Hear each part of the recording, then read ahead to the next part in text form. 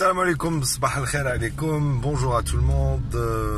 Voilà, rendez-vous toujours from the car pour parler start-up et j'avais dit que j'allais parler de la société par action simplifiée, Sharika Dat Ashum Mubassata, et qui est une nouvelle forme qui a été validée par la loi en 2022.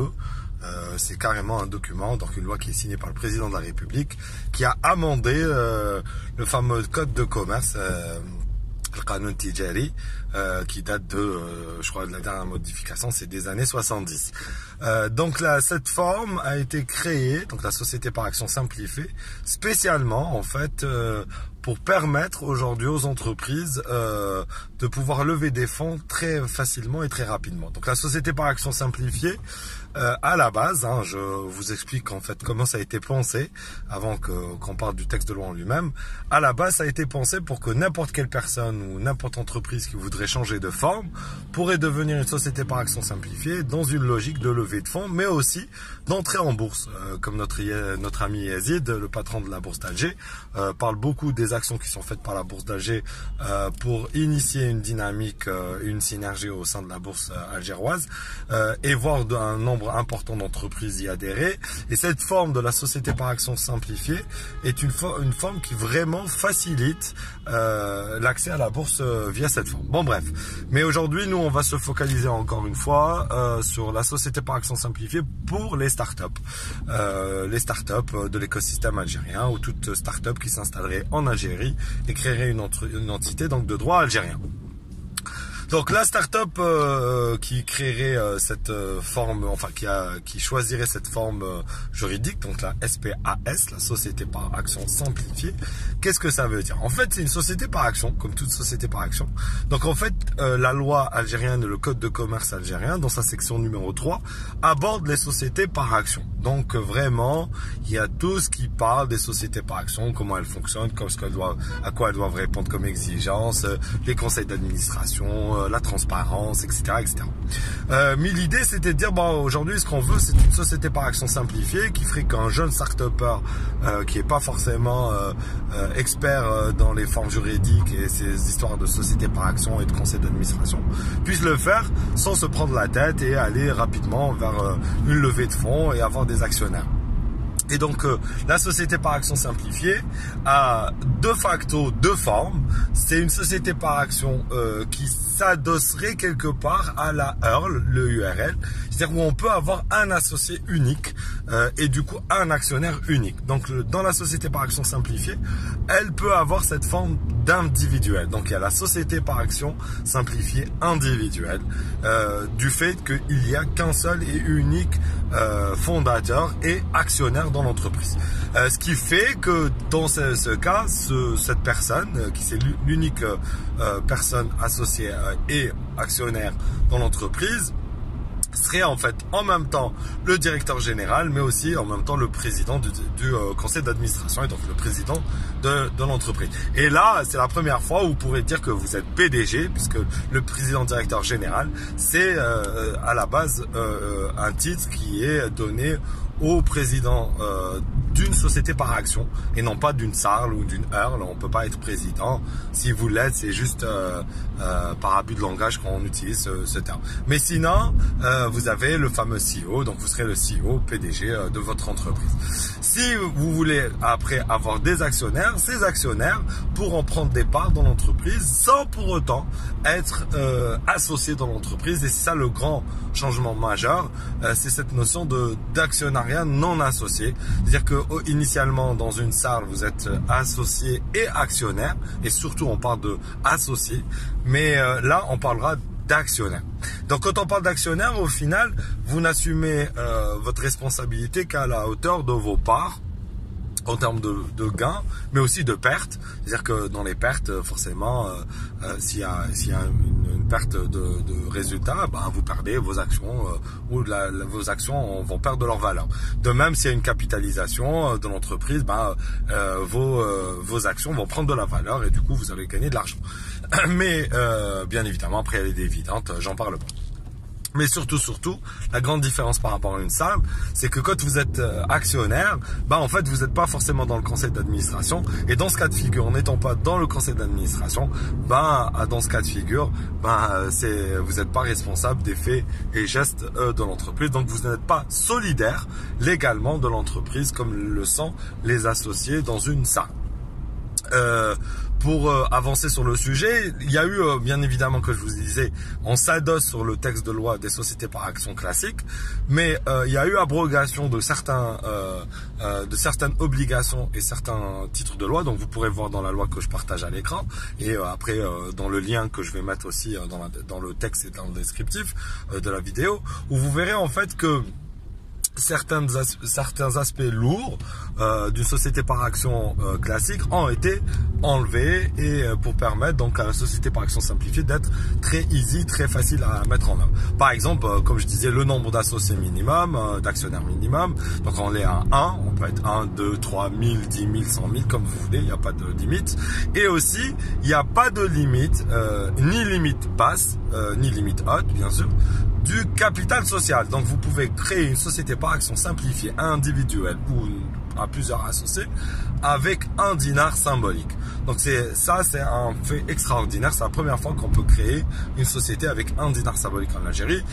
Or que la société par action Zman, de mémoire, vous pourrez revérifier dans le code de commerce, c'était je crois 5 millions de dinars avec jusqu'à 7-9 associés de mémoire, je parle de mémoire. Donc finalité, c'est la première fois que vous pouvez créer une société par action qui peut être cotée en bourse. Vous ne devez pas être forcément plusieurs actionnaires, vous pouvez être un seul actionnaire. Et le pire dans tout ça, c'est que le capital social de l'entreprise peut être 1 dinar symbolique. Donc c'est extraordinaire. Deuxième chose, ce qu'on a dans la société par action classique et qu'on n'a pas dans la société par action simplifiée, c'est l'obligation d'avoir un commissaire aux comptes et de la publication de vos comptes. Parce que quand on est une société par action, normalement on devrait avoir un commissaire aux comptes. En fait, là, vous avez la liberté de le faire ou pas, donc d'avoir un commissaire aux comptes ou pas pour valider vos résultats annuels, dans la mesure où il y a une seule condition, c'est que l'apport en nature ne dépasse pas 50% du capital social. Alors qu'est-ce que c'est l'apport en nature? Par exemple, on est 2 cofondateurs dans la société par action simplifiée Tana, et un des 2 cofondateurs, Wahed a de l'argent et l'autre a un brevet. Et donc ce brevet est valorisé entre les associés, bien évidemment, et on estime que la brevet représente, je dirais n'importe quoi, 5 millions de dinars. Et moi, j'apporte 5 millions de dinars dans ma poche comme capital social. Donc en fait, on va s'associer dans ce cas de figure à 50-50, par exemple. Moi, je ramène 5 millions. Toi, tu as ton ton brevet qui vaut 5 millions. Dans ce cas de figure, on s'associe à 50%, 50%. Donc vous voyez bien que dans ce cas de figure, l'apport en nature dans la société est de 50%. Et là, vous avez obligation de mettre un commissaire aux comptes de l'entreprise. Si vous dites non, le brevet vaut 3 millions de dinars et moi en liquidité j'apporte 5 millions de dinars, donc on est sur 8 millions de dinars de capital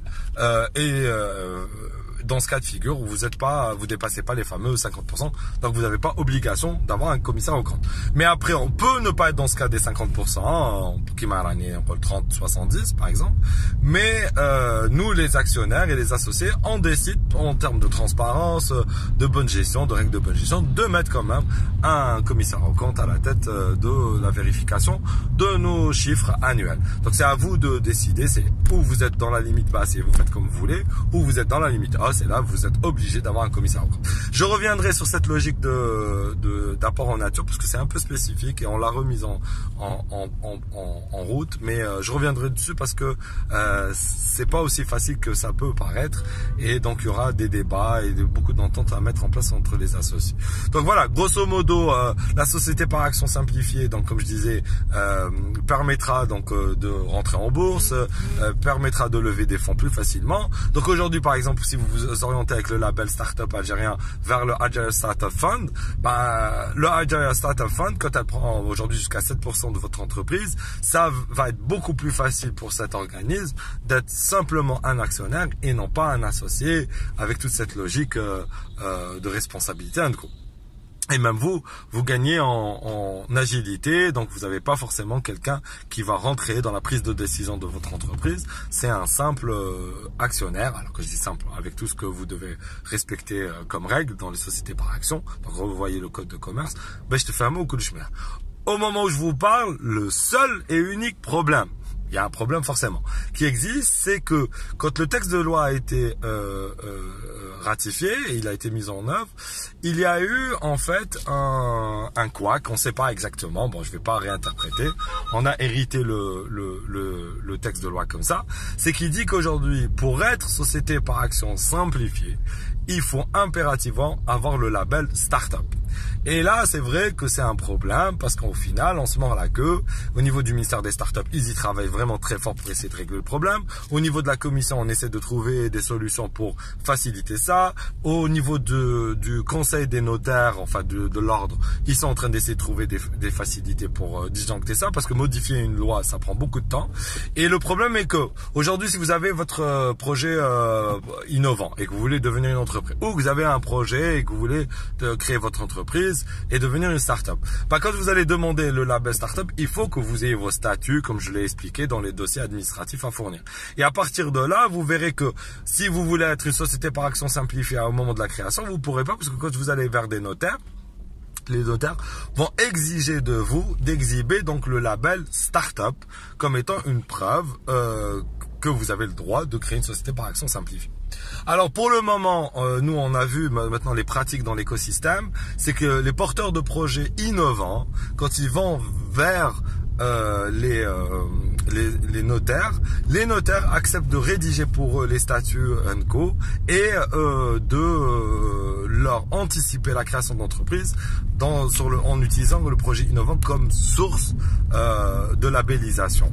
Ce qui n'est pas normalement ce qui est défini par la loi, mais ça reste en fait une pratique que l'écosystème essaie de contourner pour permettre aux gens d'éviter de créer une entreprise Earl, Sarl ou n'importe quelle autre forme et après revenir, remodifier les statuts et repartir au notaire, repartir au CNRC, etc. etc. Donc aujourd'hui, si vous avez déjà votre start-up de créer et que vous n'avez pas encore votre label, vous demandez le label. Si vous avez votre start-up de créer et que vous avez votre label, ben dans les deux cas, vous êtes ou une Sarl ou une Earl. Et ben dans ce cas de figure, vous pouvez repartir chez le notaire et demander à changer les statuts pour devenir une société par action simplifiée. Bon, où est l'intérêt? Ça serait si vous voulez rentrer en bourse, lever des fonds, avoir cette forme qui est beaucoup plus agile et surtout permettre en fait l'actionnariat à un nombre illimité avec des montants illimités. Donc vraiment c'est dans cette logique de levée de fonds. Donc voilà grosso modo, j'espère que c'est pas trop compliqué à comprendre parce que ça reste quand même un sujet un peu Samant, je dirais l'autre, et là j'ai l'impression d'être un notaire, et je referai si nécessaire encore un numéro, sinon on fera un webinaire spécial où on pourrait peut-être inviter un notaire à être avec nous pour en parler, et aussi des startups qu'on a qui sont des sociétés par action simplifiées et les challenges ou les problématiques qu'ils ont eu à mettre en œuvre ou à créer l'entreprise. Ce que je peux vous confirmer, c'est qu'au niveau du registre de commerce, le statut, donc cette nouvelle forme juridique existe. Si vous allez sur ce deal, vous pouvez la retrouver. Des sociétés par action simplifiées ont été créées, ont été labellisées, sont labellisées, etc. Donc c'est faisable. Maintenant, à vous d'étudier l'intérêt de le faire, mais surtout, je vous dis encore une fois, si vous allez vers des fonds d'investissement, que ce soit Agir Aventure ou d'autres, ou des business angels, ça peut être une forme qui faciliterait en fait dans les faits cette prise de partenariat. Voilà l'équipe, j'espère que c'est plus ou moins clair. Je repartagerai, comme j'ai dit dans le descriptif, les liens vers la loi et on reviendra sur le sujet peut-être sur un webinaire spécifique. Donc je vous dis bon courage, bonne chance et faites-nous des licornes. Filaman.